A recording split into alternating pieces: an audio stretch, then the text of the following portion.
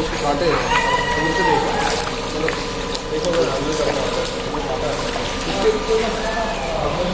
और यहाँ पे पूरा जो है फिश है, यहाँ पे कोई फिश है वगैरह थोड़ा वाइटिश कलर इसलिए आता है काफ़ी बार, जैसे हम जब मछली पकड़ते हैं इन ग्रुप तो इनके स्केल्स होते हैं, when they are all in group, मतलब बकेट बकेट वगैरह में है तो ये कांटे मारते हैं, तो उससे क्या होता है इनके ना स्केल्स खुलते हैं, तो इससे फिर इनका क्या हो जाता है थोड़ा सा वाइटिश कलर आ जाता है इनका।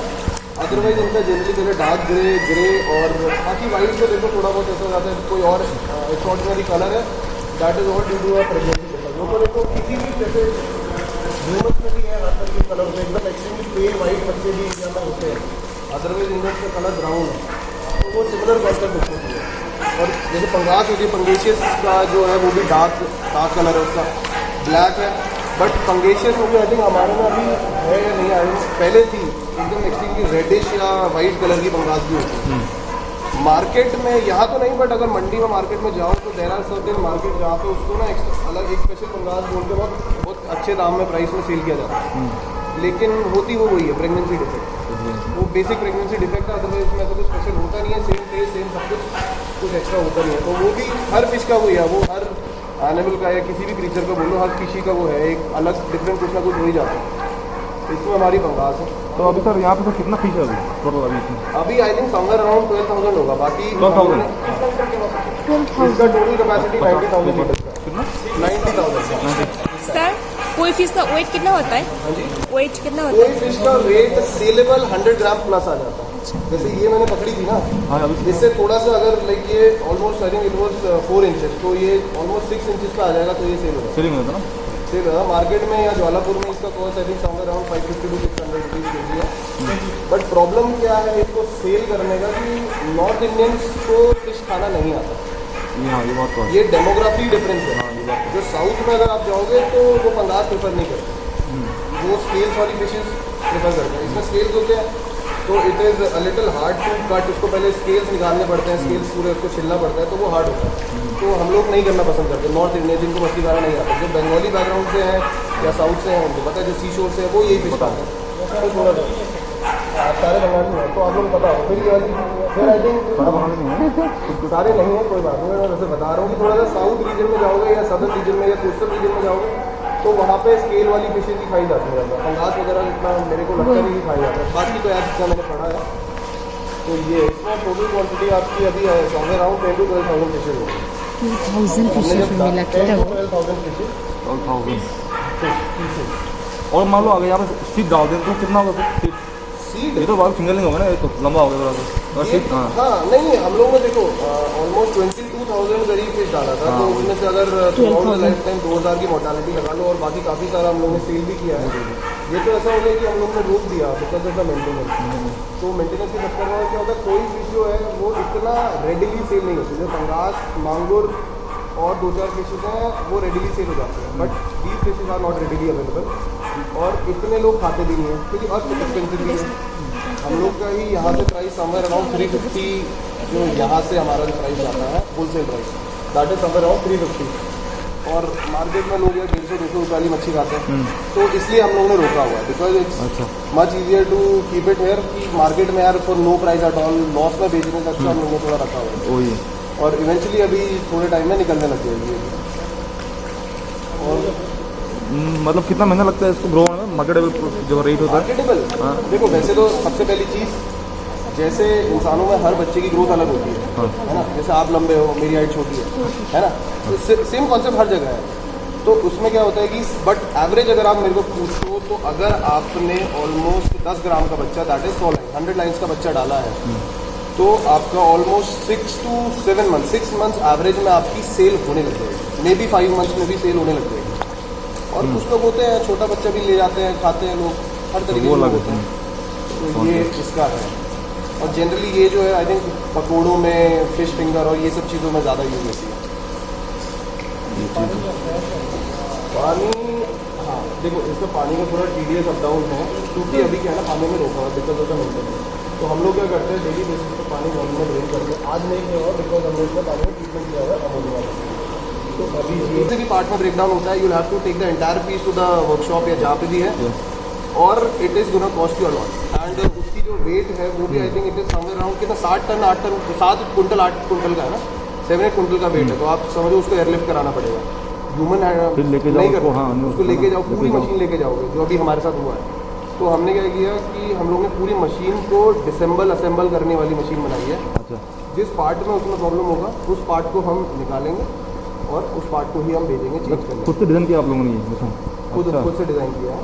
क्या बात है। तो अभी मतलब इसलिए हम लोग अभी क्या कर रहे हैं, फिलहाल हम लोग ने थोड़ा पानी वाटर लेवल कम किया हुआ, अदरवाइज वाटर लेवल यहाँ तक रहता है इसका फुल 90,000 जो फुल पीक पे रहता है 90,000 कैपेसिटी जब हमारा नहीं सेंटर में नीचे सेंटर में आप घूम जाओगे। आई थिंक यहाँ पे अभी जो TDS है शायद बहुत ज़्यादा है अभी ना?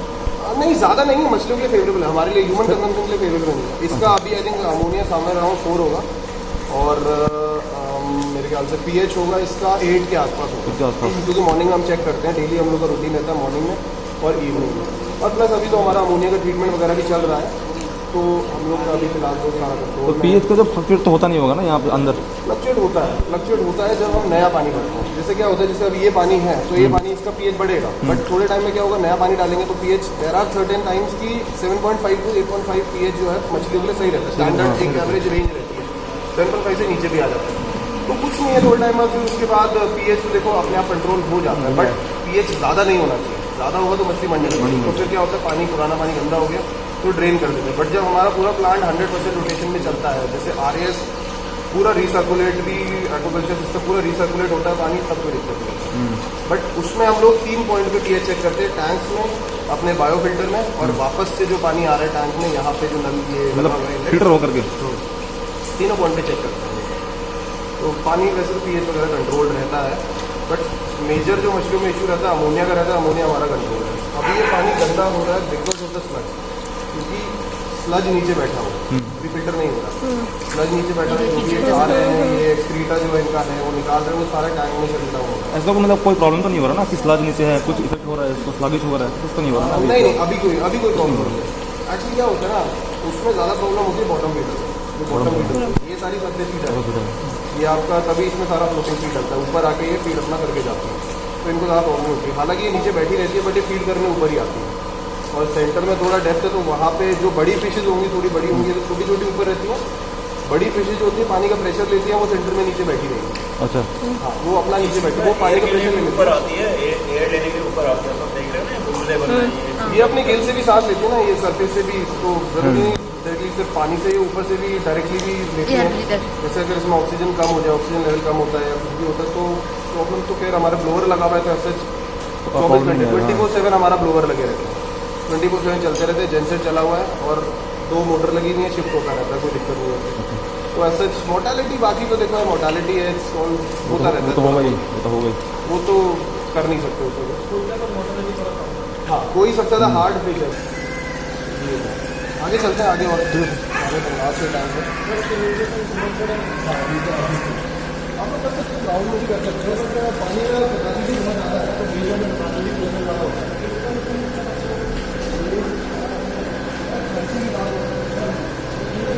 आप क्या कर सकते हो, जैसे इसमें जाली लगी हुई है ना, ये हमारी अंदर की जो जाली है, अंदर वाली जाली से भी आप टैंक बनते हैं। आपने अगर आप बायोफ्लॉक और जगह विजिट किया है, नहीं किया है, तो ये मैश वाली जाली बोलते हैं, मैश के भी टैंक बनते हैं। उसमें क्या होता है, नॉर्मल ग्राउंड रेस कर देते हैं, ग्राउंड की रेस कर देते हैं, नीचे ग्राउंड पे आप लोग नॉर्मल फ्लोरिंग करो, पानी मिट्टी जो भी है वहाँ पे मिट्टी है, तो मिट्टी के ऊपर ही टैंक बन जाते हैं, और मिट्टी के ऊपर टैंक जो होते हैं वो पानी का प्रेशर कम होता है तो वो झेल जाता है, बट 90,000 लीटर नहीं झेलेगा। दैट इज़ वाई हम लोगों ने नीचे RCC लगवा रखी है। ये ऑलमोस्ट यहाँ पे जैसे 2 फुट की RCC है ना, ये 2 फुट, यहाँ पे 2 फुट है, और सेंटर में आपका 8 इंच का है। तो यहाँ से ये स्लांट में जा रहा है टेपर में, ये इसमें सारे छोटे बच्चे हैं। सर यहाँ पे कौन सा फीस है? इसमें पंगास आएंगे ना, आएंगे, पहले तो सेंटर में है ना। सर ये जो कौन सा मटेरियल से बना हुआ है ये SS SS कौन सा कितना 304 304 SS का। ओके। मतलब अभी टैप मत करो, टैप मत करो, डर गई ना फिर। SS है जो टैप है ना टैंक में, तो डर गई। नहीं बना है, फिल्टर काम चल रहा है।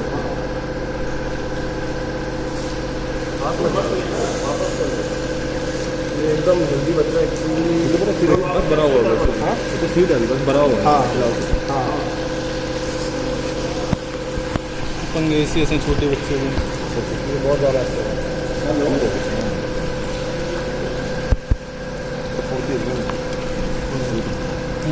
फुर्तीला है। हाँ अभी छोटा है ना अच्छा। वैसे भी पंगे से काफ़ी तेज़ी होती है, से होते हैं सारी तेज़ होते हैं। ये जो बच्चे हैं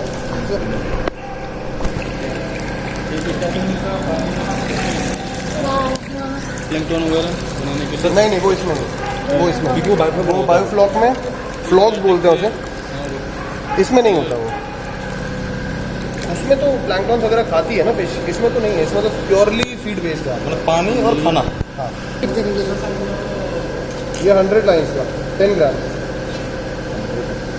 सर ये कौन सा फीड है, कौन सा फीड है ये? फीड फ्लोटिंग फीड है। Brand I don't think I should tell.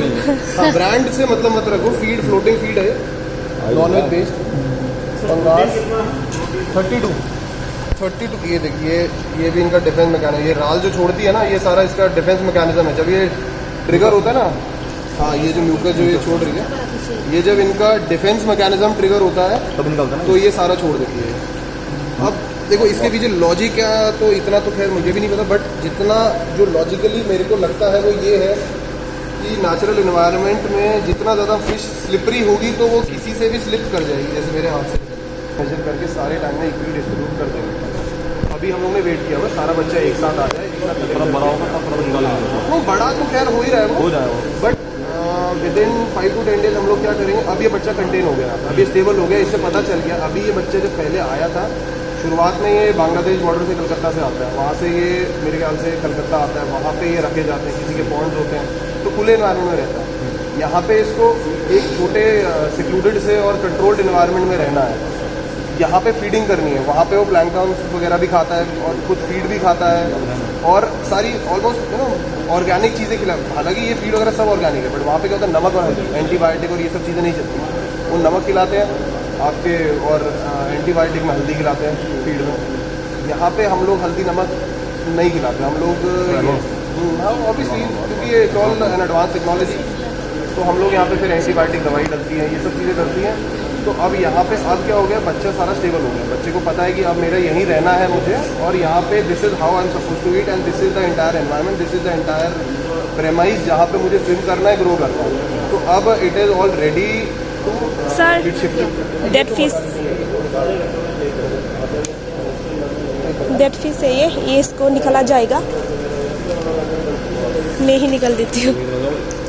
इसको ये अमोनिया की वजह से मरी है ज़्यादा हो गया। हाँ ये अभी की नहीं है, ये कल की होगी, कल की या परसों की होगी। ये नीचे होगी अमोनिया की वजह से ना। एक सबसे फर्स्ट साइन जो होता है, जैसे येलोइश हो रहा है ना इसका पेट, तो this is the first sign.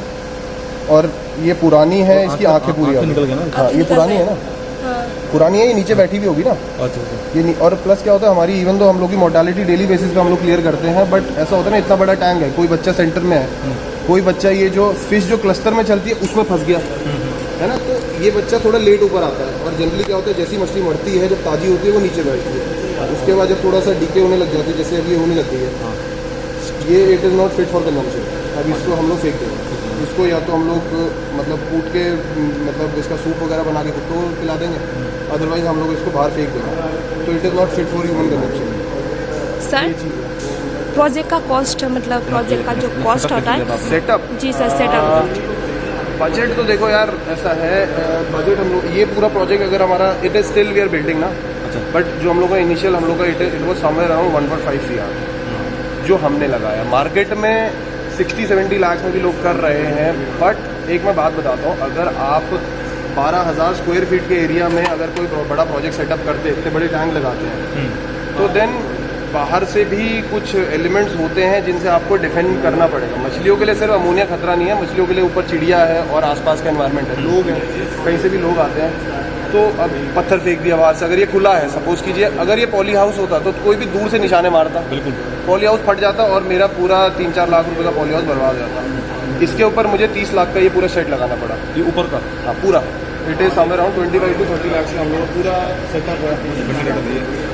ये हम लोग का वो है ना एग्जॉस्ट फैन, एग्जॉस्ट फैन है।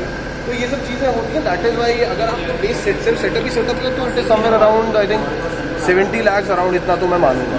और एक टैंक का कितना लगता है आपका ये बनाने में, कुल मिलाकर सिर्फ ये बिल्डिंग फिश कुछ नहीं पानी बनाना? अच्छा, सिर्फ 5-6 लाख अराउंड इतना होगा। 5-6 लाख का मतलब RCC बिठा के सबको? हाँ, RCC वगैरह सब बिठा के आपका 5-6 लाख करीब का होगा इसका। क्योंकि RCC भी इसमें आप मानो ना 100 कट्टे तो फिर 100 कट्टे अराउंड जो आपका इसमें सीमेंट ही लगता है 100 से ज़्यादा। इसमें हमारे सारे टैंक्स में अराउंड 800 to 1000 बैग्स तो सीमेंट का लगा। सीमेंट की कॉस्ट बढ़ती जा रही है। जब हमने बनाया था तब सीमेंट 400 रुपये का था, अभी अगर आप खरीदोगे 440 का है। तो ये सब चीज़ें वेरी करती हैं, बट एक एवरेज प्राइस ये रहता है। प्लस एक मार्केट में अगर आप किसी और के RS में जाएंगे तो आप देखोगे यार इतनी सारी चीज़ें हैं नहीं जो नीडेड है, वरना फिर it is going to be just another bigger biofloc. तो I don't see the point कि इतना बड़ा प्रोजेक्ट बनाओ, you call it an RS, और उसके बाद उसमें जो नेसेसरी टेक्नोलॉजी है वो है नहीं। क्योंकि RS का मतलब ही वही है, सारा पानी रिसर्कुलेट करना, एक्वाकल्चर सिस्टम बनाना जहाँ पे फिश रहेंगी, और वहाँ पे आप ऑर्गेनिक ये जो एक्स्ट्रा चीज़ें होती है जैसे नमक और ये सब चीज़ों का काम नहीं होता है। सर तो आप तो बायोफ्लॉक उसके बजाय तो बायोफ्लॉक भी तो आप कर सकते थे। नहीं किया, मेरे को I wanted to go big project ना, तो हाँ मतलब स्टॉकिंग डेंसिटी ज़्यादा हो। हाँ, स्टॉकिंग डेंसिटी, हाँ इसलिए इनफैक्ट हम लोग ज़्यादा बड़ा बायोफ्लॉक भी कर सकते थे, लेकिन हम लोग ने still we went for RS only, because हम लोग का क्या है कि अभी थोड़े टाइम में हम लोग पॉन्ड कल्चर भी करने वाले हैं। और मेंटेनेंस कहाँ ज़्यादा होता है? आई थिंक बायोफ्लॉक में ना मेंटेनेंस ज़्यादा तो देखो यार, अगर सारी चीज़ें सही चले ना तो मेंटेनेंस की इतनी ज़्यादा ज़रूरत नहीं पड़ती। बट हम लोग अपने प्रोजेक्ट को और बेटर बनाने के लिए हम लोग इसलिए, क्योंकि बिकॉज क्या है ना, टेक्नोलॉजी इज एवर लर्निंग, वो हर दिन ग्रो कर रही है, कुछ ना कुछ नई चीज़ें आ रही हैं, नई नई दवाइयाँ आ रही हैं। तो ये सब चीज़ों के साथ कोप अप करने के लिए if you want to grow big, if you want to earn big, तो you have to cope up with the technology and what is going on in the environment, and for that reason हमारा mechanical filter सब सही चल रहा था। But क्योंकि better, जितना ज़्यादा बेटर हमारा फिल्ट्रेशन होगा उतना बेटर हमारा RS चलेगा, उतना बेटर हमारा मछली ग्रो करेगा, उतना ज़्यादा अच्छा दाम में सेल होगा। और दूसरी एक और चीज़ मैं बताना चाहूँगा आप लोगों को, आगे चलते हैं। 80% सॉल्ट है इसमें, जो नमक का नेचुरल फॉर्म होता है उससे थोड़ा बेटर हो जाता है, प्रोसेस हो जाता है। ये आपका पानी को साफ़ करता है, वो आपका पानी को तो साफ़ करता है, लेकिन मछलियों में डायरेक्ट बॉडी पे टच करके ट्रीटमेंट करता है। ये आपका पानी को साफ, ओनली पानी? हाँ, सिर्फ पानी को।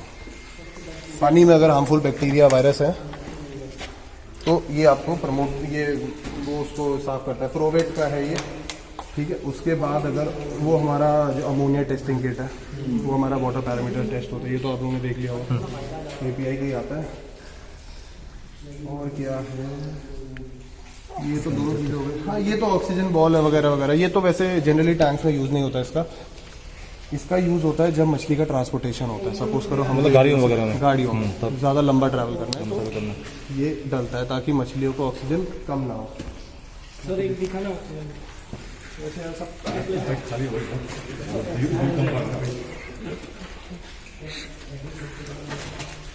ये है टाटू, ये पूरी गोली होती है। ये अच्छा, ये पूरा गोली है? हाँ, ये एक गोली डलती है। कितना घंटा रहता है यार? देखो आधा घंटा 1 घंटा में मतलब ये पूरा आपका वो होता है, मेल्ट होता है। बट ये रह जाता है यार पानी में ना, अगर आपका मेरे ख्याल से 2-3 कुंटल मछली है तो उनके लिए स्टेबल है बस। अब यार एग्जैक्टली देखो टाइम ड्यूरेशन तो मैं भी नहीं बता सकता अच्छा, क्योंकि मैं टैंक में यूज़ करता नहीं हूँ। ये हो गया। और फिर अमोनिया के ट्रीटमेंट के लिए आती है आपकी, ये हो गई। ठीक है भैया, जा रहे हैं वो भी बात। हाँ, रानी को समझा दिया ना। हाँ ठीक है, बात हो जाएगी, जैसा भी होगा बता देना। हाँ, ये हो गया जियोमिन। ये एंटीबायोटिक फ्री है, ये अमोनिया के लिए होता है। ये वाला जियोमिन अमोनिया के लिए होता है। जियोमिन के साथ हम मिक्स करते हैं गैसोरेट, जो गैस होती है बेसिकली उसको ब्रेक डाउन करता है और पानी को मछलियों के लिए अमोनिया फ्री करता है। ये अमोनिया पार्टिकल के साथ जो है ये कंबाइन होता है और उसको ब्रेक डाउन करता है नाइट्रेट नाइट्राइट में। और इसको मिक्स करते हो उसके साथ? हाँ, इसको इसके साथ मिक्स करते हैं। 1 kg हमारा जियोमिन होता है और आपका कितना 5 ग्राम गैसोरेट एक्वा। तो ये हो गया। और अब बात करते हैं एंटीबायोटिक की। एंटीबायोटिक आपकी 2 तरीके की जनरली, वैसे तो मल्टीपल आती है बट हम लोग 2 यूज़ करते हैं। एक हो गया एंडोफ्लॉक्सिन और दूसरा हो गया ऑक्सीटेट्रासाइक्लिन। ऑक्सीटेट्रासाइक्लिन के तो जानवरों को भी इंजेक्शन लगते हैं, एंटीबायोटिक, जब तबीयत खराब होती है कुत्तों को, गाय भैंसों को। तो वो पाउडर फॉर्म में हम फीड में खिलाते हैं। जो एंटीबायोटिक होती है डायरेक्ट फीड में हम पानी के साथ मिक्स करके मछली को खिलाते हैं। ये एंटीबायोटिक होगी। और कौन सी मछली डाला भैया? हाँ जी, प्रोबायोटिक तो बेसिकली बैक्टीरिया होते हैं। जैसे प्रोबायोटिक बच्चे को, जैसे छोटा बच्चा होता है गट्स के लिए बच्चे को प्रोबायोटिक देते हैं। और जैसे बोनविटा इनमें भी प्रोबायोटिक होते हैं। याकुल्ट करके सुना होगा आपने ड्रिंक, वो प्रोबायोटिक है। वो बेसिकली क्या होता है, याकुल्ट का काम क्या, आप पियोगे, आपका जो गट पेट होता है, पेट का रीजन जो होता है उसको थोड़ा स्ट्रॉन्ग बनाने के लिए, वही कॉन्सेप्ट इसमें भी है। Probiotic is nothing but bacteria. 2-3 साल पहले हम फिश फार्मिंग में या कोई यूज करते थे प्रोबायोटिक। अच्छा, अब कंपनियों ने आप बनाना स्टार्ट किया फिश की। और क्या बचा दवाइयों में? ये भी हो गया। बस यही है मेन तो। यही है बेसिक, एक दो कुछ ये ऑक्सीजन टैबलेट है। ऑक्सीजन टैबलेट भी बता दिया। सर ऑक्सीजन टैबलेट फिर से देखना चाहूँगी सर। सर आपका प्रमोट हो गया सर, इसके यूट्यूब है। अच्छा, प्रमोट हो गया आपका। और यहाँ पे ऑक्सीजन टैबलेट दो है यहाँ पे। 41, प्राइस 41 है। ज़्यादा नहीं है। Oxygen tablet for fish. Disease आया तो ये सारी चीज़ें ज़्यादा नहीं है, खरीद सकते हो आप लोग भी, महंगा नहीं है। 41 में तो चिप्स वगैरह आ जाता है, कोल्ड ड्रिंक वगैरह खरीद सकते हो आप लोग भी। सर पीएच अगर अपडाउन हो गया तब क्या करते हैं? और इतना बड़ा टैबलेट लाइव में पहली बार देख रही हूँ मैं तो। हाँ नॉर्मल हो जाता ऐसा कुछ तो यहाँ पे डालने की जरूरत होता है? है। नहीं, पीएच के लिए तो कुछ नहीं है। सर पीएच के लिए तो पानी साफ।